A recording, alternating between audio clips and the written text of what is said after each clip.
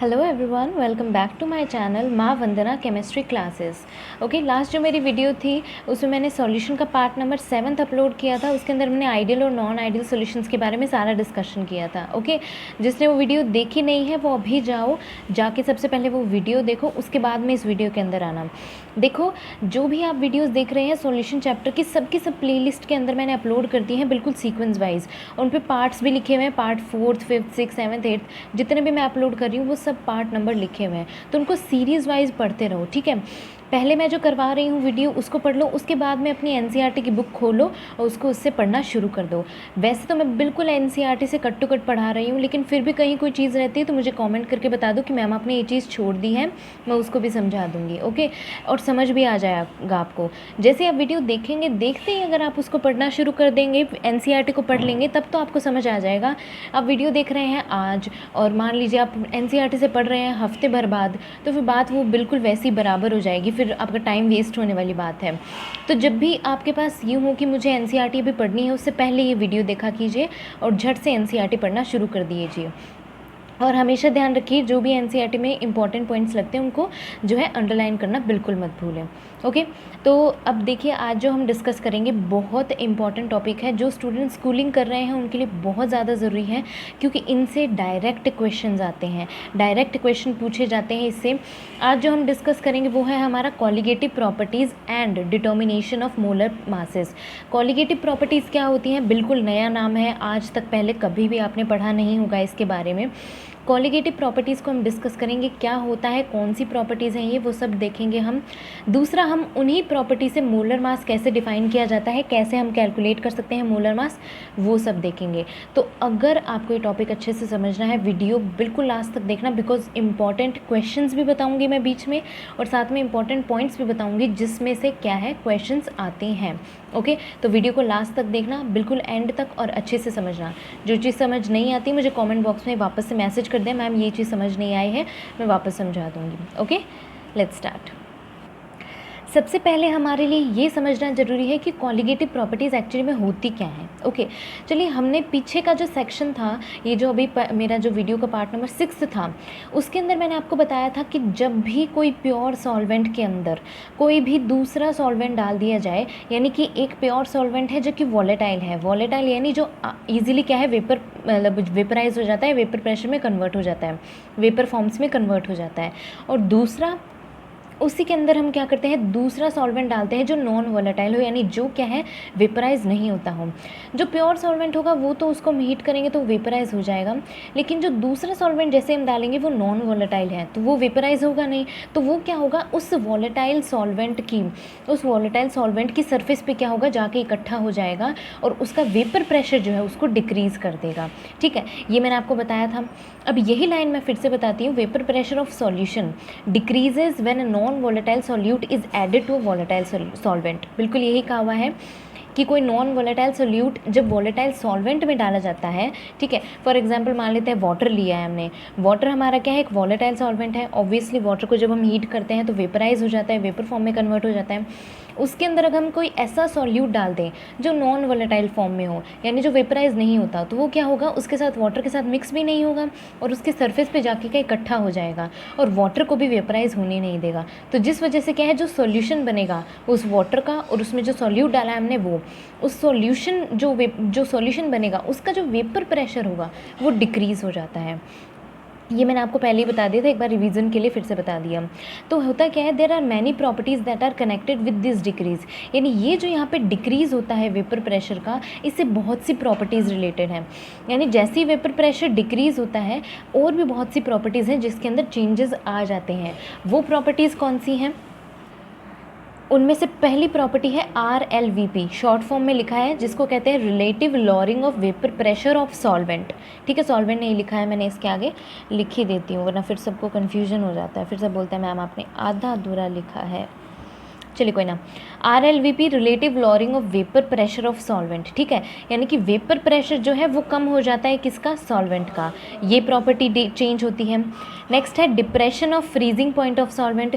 Freezing point जो है उसके अंदर कमी आ जाती है, किसके, सॉल्वेंट के फ्रीजिंग पॉइंट में।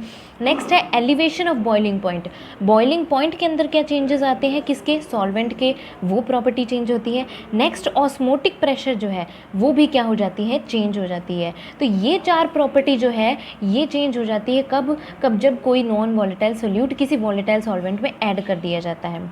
चलिए अब देखिए, ये सारी जो प्रॉपर्टीज़ हैं ये सिर्फ एक बहुत इंपॉर्टेंट चीज़ पे डिपेंड है और वो है नंबर ऑफ़ सॉल्यूट पार्टिकल्स। ठीक है, यानी कि हम कितने सॉल्यूट पार्टिकल्स डाल रहे हैं उस सॉल्वेंट के अंदर।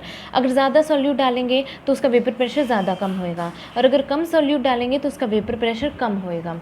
ठीक है, तो किस पे डिपेंड कर रहा है, number of solute particle irrespective of their nature. ठीक है, मतलब उससे मतलब नहीं है कि उसका नेचर किस हिसाब का है, हमें डिपेंड किस पे कर रहा है, वो उस वक्त डिपेंड कर रहा है वो नंबर ऑफ सॉल्यूट पार्टिकल्स पे of the nature relative to the total number of particle present in the solution. किससे रिलेटेड देखा गया है ये पॉइंट, जितने total number of solute particles present होते हैं, total number of particles present होते हैं किसके अंदर, सॉल्यूशन के अंदर। ये सारी जो प्रॉपर्टीज़ हैं जो सिर्फ और सिर्फ, यानी शॉर्ट फॉर्म में हम जब ये कहें, शॉर्ट फॉर्म में हम क्या कह सकते हैं, कॉलिगेटिव प्रॉपर्टीज़ ऐसी प्रॉपर्टीज़ होती हैं जो नंबर ऑफ सॉल्यूट पार्टिकल्स पे डिपेंड कर रही हूँ किसमें, सॉल्यूशन के अंदर, उनको कहा जाता है कॉलिगेटिव प्रॉपर्टी। एक्चुअली में कॉलिगेटिव को का मतलब होता है, ऑब्वियसली को का मतलब होता है टुगेदर, साथ में। ठीक है, हम नहीं कहते कंबाइन, तो कॉम्बिनेशन को आ गया, यानी को का मतलब क्या होता है, टुगेदर, और लीगेटिव का मतलब होता है बाइंड करना। ठीक है, यानी ऐसी प्रॉपर्टीज़ जो क्या कर रही हूँ, किसी दूसरी प्रॉपर्टीज़ को बाइंड कर रही हूँ किसी डिपेंडेंट चीज़ के ऊपर। ठीक है, ये अब हम चीज़ें जो है आगे और अच्छे से समझेंगे तब आपको समझ आएगा। अभी आपको सिर्फ इतना समझना है, कॉलिगेटिव प्रॉपर्टीज़ कौन सी प्रॉपर्टीज़ होती हैं, ऐसी प्रॉपर्टीज़ होती हैं जो नंबर ऑफ सॉल्यूट पार्टिकल्स के ऊपर क्या है, डिपेंड करती हैं सॉल्यूशन के अंदर। ऐसी प्रॉपर्टीज़ को कॉलिगेटिव प्रॉपर्टीज़ कहा जाता है। ये 4 प्रॉपर्टीज़ हैं, हम क्या करेंगे अब एक एक प्रॉपर्टीज़ को डिस्कस करेंगे। ओके, सबसे पहले हम देखते हैं relative lowering of vapour pressure. चलिए, सबसे पहला जो पॉइंट हम डिस्कस करते हैं वो है relative lowering of vapour pressure. ठीक है, relative lowering of vapour pressure का मतलब क्या है, जितना वेपर प्रेशर होना चाहिए उससे कुछ अमाउंट में वेपर प्रेशर क्या है, कम हो जाना। और ये कब हुआ है, कम कब होता है, जब क्या होता है, एक नॉन वॉलेटाइल सोल्यूट को एक वॉलेटाइल सॉल्वेंट के अंदर ऐड कर दिया जाता है। ओके, जो हमने पीछे राउल्ट्स लॉ पढ़ा था उसके अकॉर्डिंग ये पता चला हमें कि राउल्ट्स लॉ के अकॉर्डिंग जो लॉरिंग होता है वेपर प्रेशर का वो डिपेंड करता है कंसंट्रेशन ऑफ सॉल्यूट पार्टिकल। वहीं से जो है कॉलिगेटिव प्रॉपर्टी का आइडिया आया था, कहाँ से, राउल्ट्स लॉ के अकॉर्डिंग। राउल्ट्स लॉ ने एक अपनी इक्वेशन दी थी जिसके अकॉर्डिंग जो है बताया गया था कि वेपर प्रेशर जो कमी होती है वो किसके ऊपर डिपेंड करती है, कंसंट्रेशन ऑफ सॉल्यूट पार्टिकल, और उसकी आइडेंटिटी पे से इंडिपेंडेंट होती है। यानी उससे कोई मतलब नहीं होता है कि वो क्या है, कौन सा कंपाउंड है, वो कौन सा कंपाउंड नहीं है, डिपेंड करता है only on the solute particle. ठीक है, और वो इक्वेशन थी, अगर आपको याद हो, नहीं हो तो फिर आप देख लेना वो वाली वीडियो, मैं नीचे लिंक जो है डिस्क्रिप्शन बॉक्स में दे दूँगी, आप राउल्ट्स लॉ वाली वीडियो देख लेना। ओके, ये हो गया P1 = X1 P1 नॉट। ठीक है, जहाँ पे हमें P1 क्या है, हमारा P1 जो है वो है हमारा vapour pressure of pure solvent, और P1 नॉट जो है वो है वेपर प्रेशर ऑफ सॉल्यूशन। यहाँ लिख देती हूँ, VP का मतलब है vapour pressure of pure solvent. ठीक है, और जो P1 नॉट है ये है हमारा वेपर प्रेशर ऑफ सॉल्यूशन। ठीक है, यानी नॉर्मल कहा गया है कि जो वेपर प्रेशर है वो डिपेंड कर रहा है मोल्स पे। ठीक है, मोल्स पे डिपेंड कर रहा है, यानी उसकी कंसंट्रेशन पे डिपेंड कर रहा है, उसके आइडेंटिटी से कोई भी मतलब नहीं है। ठीक है, जब हम क्या कर रहे हों, रिडक्शन निकाल रहे हैं या फिर यूँ कहें टोटल वेपर प्रेशर निकाल रहे हों, तो टोटल वेपर प्रेशर क्या होगा, डेल P। ठीक है, या फिर हम इसे डेल P1 लिख देते हैं। डेल P1 जो है किसके बराबर होगा, जो सॉल्वेंट का वेपर प्रेशर, जो सॉल्यूशन का वेपर प्रेशर है माइनस क्या है, प्योर सॉल्वेंट का जो वेपर प्रेशर है उसके बराबर होगा। ठीक है, यानी कि प्योर सॉल्वेंट, यानी कि जो टोटल वेपर प्रेशर होगा वो किसके इक्वल होगा, जितना सॉल्यूशन का वेपर प्रेशर है माइनस जो प्योर सॉल्वेंट का है, दोनों को माइनस कर देंगे तो हमें पता चल जाएगा टोटल वेपर प्रेशर कितना है उस इक्वेशन का। ठीक है, तो अब देखिए इस इक्वेशन से P1 की वैल्यू क्या है, X1 P1 नॉट, ये इस इक्वेशन के अंदर प्लेस कर देते हैं हम। बिल्कुल ध्यान से देखिएगा, ओके, बहुत इंपॉर्टेंट है ये। P1 की जगह हम ये वाली वैल्यू प्लेस कर देते हैं, ये हो गया X1 P1 नॉट। ठीक है, ये किसके बराबर हो गया, डेल P1 के। अब देखिए इसको आगे हम इस तरीके से भी लिख सकते हैं जो कि है, हम क्या करेंगे, P1 नॉट जो है उसको हम कॉमन ले लेंगे। P1 नॉट को हमने ले लिया कॉमन, तो हमारे पास में बचा 1 माइनस x1। ठीक है, हमारे पास बचा 1 माइनस x1। हमें पता है कि कोई भी, मैंने आपको बताया था x1 प्लस x2 जो है इक्वल्स टू 1 होता है, यानी मोल्स जो होते हैं वो इक्वल्स टू एक यूनिट के इक्वल होते हैं, इक्वल्स टू 1 होते हैं। इससे हम अगर कहें कि हम इससे वैल्यू निकालें, किसकी वैल्यू निकालें, हम x2 की वैल्यू निकालें। ठीक है, तो x2 क्या हो जाएगा, 1 माइनस x1 हो जाएगा हमारा। ठीक है, सॉरी x1 की वैल्यू निकालते हैं, ये तो x2 की निकाल दी हमने। x1 की जब हम वैल्यू निकालेंगे तो x1 की वैल्यू क्या हो जाएगी, x2 minus 1 equals to x1। Okay, यानी कि हमें, मैंने आपको ये बताया कि दोनों की जो मोल्स होते हैं वो इक्वल्स टू यूनिट के बराबर होते हैं, यानी 1 के बराबर होते हैं। इसको एक बार रहने दीजिए, इसको ध्यान रखिए, x2 is equals to 1 minus x, यानी कि x2 हमें क्या वैल्यू मिली, 1 माइनस एक्स, यानी हम इस 1 माइनस एक्स की जगह पे x2 रख सकते हैं। यहाँ पे देखिए, इस इक्वेशन को हम ऐसे भी लिख सकते हैं, del P1 is equals to इस वाली को, P1 नॉट हमने कॉमन लिया था वो ले लिया, 1 माइनस x1 की जगह मैं लिख सकती हूँ x2, क्यों, क्योंकि 1 माइनस x1 जो है वो मेरा x2 के इक्वल है। ठीक है, तो यानी ये इक्वेशन बन गई हमारे पास में। अब देखिए, जब हम क्या करें, नॉन वोलेटाइल सॉल्यूट को डाल रहे हैं, तो जो लॉरिंग इन वेपर प्रेशर होती है उसको हम किस तरीके से रिप्रेजेंट कर सकते हैं। ये जो इक्वेशन है इसको मैं इस तरीके से भी लिख सकती हूँ, देखिए, upon P1 naught is equals to x2। लिख सकती हूँ कि नहीं लिख सकती हूँ, लिख सकती हूँ ना, बिल्कुल इस तरीके से। और इसी इक्वेशन को मैं एक और तरीके से लिख सकती हूँ, वो है मेरा P1 not minus P1 upon में P1 नॉट।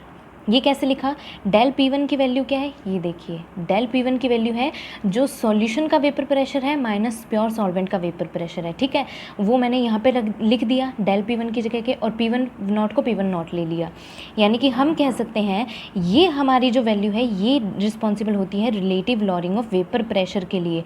RLVP जो है वो किसके बराबर हो रहा है, वो कंसनट्रेशन के बराबर हो रहा है, और यही हमें प्रूव करना था। Okay, relative lowering of vapour pressure कैसे है, ये जो vapour pressure, total vapour pressure है डिवाइडेड बाय जो सॉल्यूशन का वेपर प्रेशर है, यही बताएगा हमें कि सॉल्वेंट के अंदर कितनी ज़्यादा, जो कहते हैं कि वेपर प्रेशर की लॉरिंग हुई है, कितना ज़्यादा वेपर प्रेशर कम हुआ है। और इसी इक्वेशन से हमें पता चल रहा है कि जो हमारा relative lowering of vapour pressure है वो कंसंट्रेशन के, यानी कि मोल्स के बराबर है। ठीक है, अब चलिए इसको आगे देखते हैं। मैंने अपनी जो एक वीडियो डाली थी उसके अंदर मैंने मोल फ्रैक्शन आपको कैलकुलेट करना बताया था। फॉर एग्जांपल, अगर x1 ले रहे हैं तो उसमें क्या होगा, n1 upon n1 plus n2 था, और अगर x2 ले रहे हैं तो किस तरीके से निकालते थे, n2 upon n1 plus n2। ठीक है, n1 क्या है, ये यहाँ पे मोल्स निकाल रहे हैं हम। ठीक है, n1 n2 जो है मोल्स हैं। फॉर एग्जाम्पल, अगर हमने कोई सॉल्यूशन लिया है, सॉल्यूशन 1 लिया है, तो सॉल्यूशन 1 के मोल्स निकालेंगे तो इस तरीके से होता है, 2 के निकालते हैं तो इस तरीके से होता है। तो अब देखिए, इस इक्वेशन को मैं और कैसे लिख सकती हूँ, ध्यान से देखिएगा, P1 not minus P1 upon में P1 naught is equals to N2 upon N1 plus N2। ये मैंने कहाँ से लिखा, इसके थ्रू लिखा है। ठीक है, समझ आ गया, क्यों, क्योंकि x2 जो है वो बराबर है N2 upon N1 plus N2 के। चलिए, अब हम क्या मान लेते हैं, हम मान लेते हैं कि इस कंडीशन के अंदर हमारा जो N1 है, सॉरी ये वाली जो डिनोमिनेटर है, इसके अंदर हमारा जो N2 है वो बहुत ज़्यादा कम है N1 से, यानी इसका अमाउंट बहुत ज़्यादा कम है। तो हम क्या करते हैं, इसको नेगलेक्ट कर देते हैं, हम मान लेते हैं N2 जो है वो हमारा 0 के बराबर होगा। तो हमारी इक्वेशन फर्स्ट जो है वो कैसी होगी। ठीक है, मैंने लिखा था P1 not minus P1 upon में P1 नॉट। ठीक है, ये लिखा था मैंने, इसको मैंने आगे लिखा है N2 upon N1 plus N2। ठीक है, और मैंने कह दिया कि N2 जो है डिनोमिनेटर के अंदर बहुत स्मॉल अमाउंट है, इसको हम नेगलेक्ट कर देते हैं। तो इसको हम कैसे लिख सकते हैं, P1 not minus P1 upon में P1 not is equals to, किसके बराबर होगा ये, N2 अपॉन में N1। ठीक है, लिख सकती हूँ, क्योंकि मैंने क्या किया, N2 जो है बहुत स्मॉल अमाउंट लेकर इसको नेगलेक्ट कर दिया।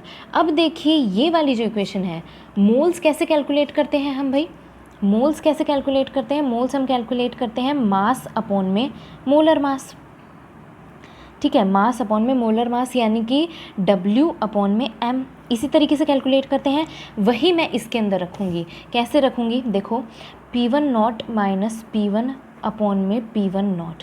ठीक है, तो N2 जो है उसका सबसे पहले लिखेंगे हम मास, यानी W2 divided by molar mass m2। इसी तरीके से हम लिखेंगे n1 का क्या होगा, W1 डिवाइडेड बाय m1। होगा कि नहीं होगा। इसको जब हम चेंज करेंगे, वैल्यूज़ को चेंज करेंगे तो क्या हो जाएगा, P1 not minus P1 upon में P1 नॉट। वैल्यूज़ जैसी चेंज करेंगे हम तो ऊपर चला जाएगा m1, W2 into m1 upon में W1 इंटू m2। ठीक है, यानी ये क्या है, मास है किसका, जो हमने लिया है N2 वाला जो लिया है, मोल सेकंड जो लिए हैं उसका मास है, और ये मोलर मास है मोल्स 1 का। ठीक है, यानी N1 के लिए मोलर मास है ये वैल्यूज़ मैंने क्या की है, इस तरीके से चेंज कर दी है नॉर्मली। ये आ गई है हमारी मेन इक्वेशन जो कि है relative lowering of vapour pressure. Relative lowering of vapour pressure की वैल्यू तो मैंने आपको बता दी है। साथ ही साथ मेरी हेडिंग क्या थी, and determination of molar mass. And determination of molar mass वो भी मैंने आपको बता दिया है, डिटर्मिनेशन ऑफ मोलर मास के लिए कैसे उसको डिटरमाइन किया जाता है। समझ आई आपको ये चीज़। अब एक एक चीज़ को देख लीजिए। P1 नॉट जो है वो है वेपर प्रेशर ऑफ सॉल्यूशन। ठीक है, P1 जो है वो क्या है, vapour pressure of pure solvent. ठीक है भाई, हमारा जो W2 है वो मान लेते हैं वो है हमारा mass for N2, mass of N2, और M2 जो है वो है मास, मोलर मास ऑफ N2। ठीक है, यानी मोल्स 2 के लिए जो ले रहे हैं। इसी तरीके से M1 जो है मोलर मास ऑफ N1, और जो हमारा W1 है वो क्या है, मास ऑफ N1। ठीक है भाई, समझ आई ये चीज़। ये मेन इक्वेशन है relative lowering of vapour pressure के लिए। इस पे बहुत से न्यूमेरिकल्स आते हैं, इसको इंपॉर्टेंट कर लीजिए, बहुत ज़रूरी है ये। न्यूमेरिकल्स हद से ज़्यादा आते हैं इसमें। P1 और P1 नॉट की वैल्यूज़ दे देते हैं आपको, और इनकी वैल्यूज़ दे देते हैं, बोलते हैं मोलर मास निकालिए। ठीक है, तो इस तरीके से बहुत क्वेश्चन आते हैं। अभी हम एक क्वेश्चन करते हैं। ओके, चलिए भाई, क्वेश्चन गिवन है हमें, पहले क्वेश्चन पढ़ते हैं। हमेशा नॉर्मल से आराम से क्वेश्चन को पढ़िए कि उसके अंदर क्या क्या गिवन है, क्या क्या नहीं है। ठीक है, vapour pressure of pure benzene at certain temperature is 0.850 bar. ठीक है, वेपर प्रेशर है प्योर बेंजीन का इतना। Non volatile solid weighing 0.5 gram is added to 39.0 gram of benzene. यानी एक नॉन वॉलेटाइल सॉलिड को 0.5 ग्राम्स के अंदर क्या कर दिया जाता है, ऐड कर दिया जाता है।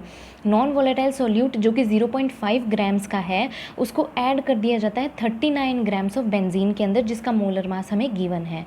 ठीक है, वेपर प्रेशर ऑफ सॉल्यूशन, अब डालने के बाद में, उस सॉलिड के डालने के बाद में जो सॉल्यूशन का वेपर प्रेशर बनता है वो हो जाता है 0.45 बार्स। अब हमें कैलकुलेट जो करना है, जो हमने सॉलिड डाला है उसका हमें मोलर मास हमें कैलकुलेट करना है। चलिए भाई, सबसे पहले देखिए हमें गिवन क्या है। Vapour pressure of pure benzene given है, यानी प्योर बेंजीन यानी pure solvent. Vapour pressure of pure solvent को किससे डिनोट करते हैं हम, P1 से। P1 हमें गिवन कितना है, 0.850 बार्स। फिर हमें क्या गिवन है, नॉन वॉलेटाइल सॉलिड का मास हमें गिवन है, यानी कि हम कह सकते हैं कि हमें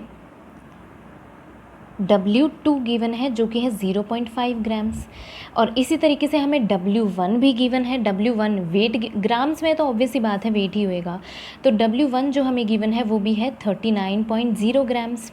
उसके बाद में हमें गिवन है मोलर मास। मोलर मास किसका गिवन है हमें, बेंजीन का।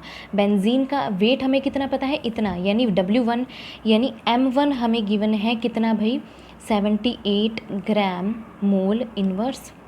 अब हमें वेपर प्रेशर गिवन है सॉल्यूशन का, यानी P1 नॉट गिवन है हमें जो कि है 0.845 बार्स। कैलकुलेट क्या करना है हमें, M2। सिंपल है कि नहीं है, सारी वैल्यूज़ हमें गिवन है, सिर्फ पता करना है हमें क्या गिवन है क्या नहीं है, वो थोड़ा सा दिमाग लगाना पड़ता है। चलिए, तो हमें क्या निकालना है, relative lowering of vapour pressure. उसको हम डालते हैं सीधा सीधा इक्वेशन नंबर किसके अंदर, जो हमने पीछे अभी की है। लिख देती हूँ equation, P1 not minus P1 upon में P1 naught is equals to, यहाँ पे क्या था, W2 इंटू M1 अपॉन में W1 इंटू M2। ठीक है, चलिए वैल्यू सब्सटीट्यूट कर दीजिए। P1 नॉट कितना है, साथ साथ बोलते जाइए, 0.85 माइनस P1 कितना है भाई, 0.850 डिवाइडेड बाय P1 नॉट कितना है भाई, P1 नॉट है 0.85 845। अब देखिए W2 की वैल्यू क्या है बताइए, 0.5 इंटू M1 कितना है, M1 हमें दिया गया है 78। इसी तरीके से W1 कितना है भाई, W1 बोलिए, साथ साथ बोलते जाइए, 39 इंटू M2 कितना है, M2 हमें कैलकुलेट करना है। इसी से हम M2 की वैल्यू निकाल सकते हैं। इसको क्या करेंगे हम, इन्वर्सली प्रोपोर्शनल करेंगे, इन्वर्स प्रोपोर्शनल करेंगे, यानी यहाँ पे इस वैल्यू को यहाँ ले जाएंगे, इसको यहाँ ले जाएंगे, यानी हमारे पास आएगा 0.005 into 39 divided by 0.845 into 0.5 into 78 equals to M2। और जब आप M2 की वैल्यू पूरी कंप्लीट निकालेंगे तो आपके पास में आंसर आएगा almost 170 grams mole litre inverse. ये थी M2 की वैल्यू। बहुत सिंपल है, बहुत इजी है। करना क्या है, आपको बस क्वेश्चन समझना है कि इसके अंदर क्या क्या गिवन है और क्या क्या नहीं गिवन है।